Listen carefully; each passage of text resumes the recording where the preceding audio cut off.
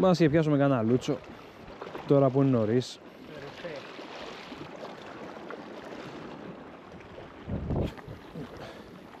Γενικά στη Βιωτία είναι έτσι. Καλωσορίσατε σε ένα νέο ψάρεμα για καρβούνια και ντάσκες.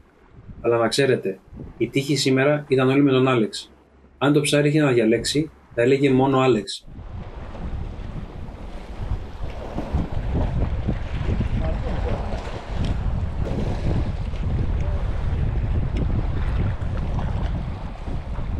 Πάμε το πρώτο. Μπράβο φιλαράκι. Ωραία κεφάλια κάνει.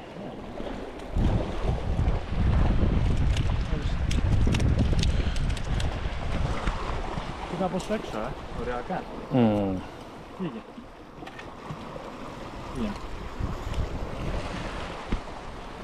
Μπράβο, να μην ταλαιπωρείτε.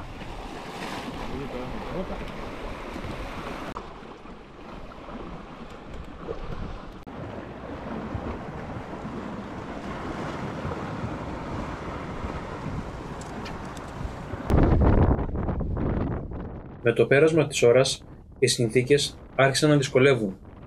Αλλαγή του αέρα, αρκετά μποφόρ και αρκετό κρύο.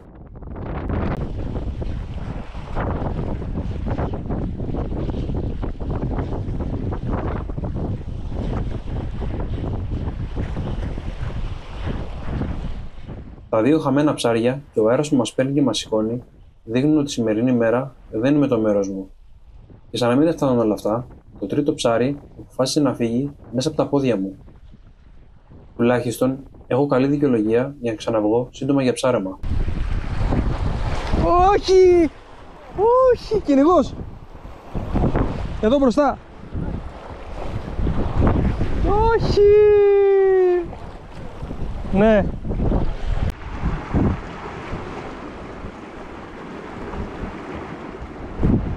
Βγάζει ήλιο, το κρύβει. Κάτω. Έλα. Λες. Έλα κάτω, έλα κάτω. Καρβούνι.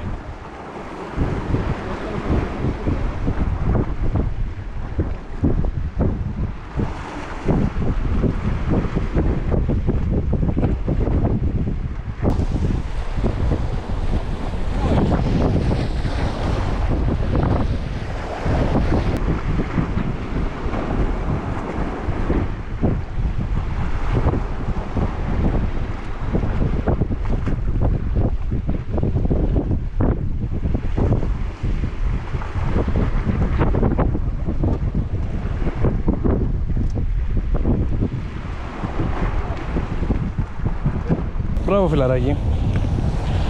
Μπράβο.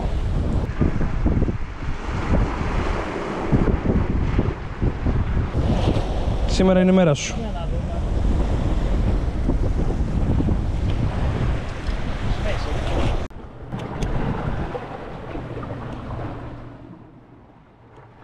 Δύο όμορφα καρβούνια ή ντάσκες, όπως θέλετε πείτε τα, ήρθαν σε διάστημα 2 ωρών.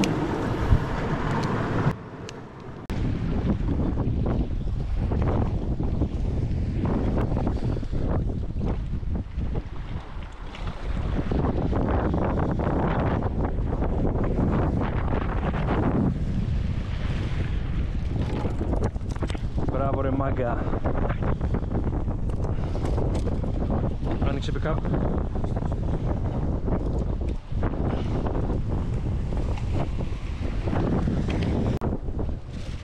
Με τον Άλεξ να κάνει το 3 στα 3 και με ένα να μένω στο 0 στα 3, κλείνει η σημερινή μας ψαριστική εξόρμηση.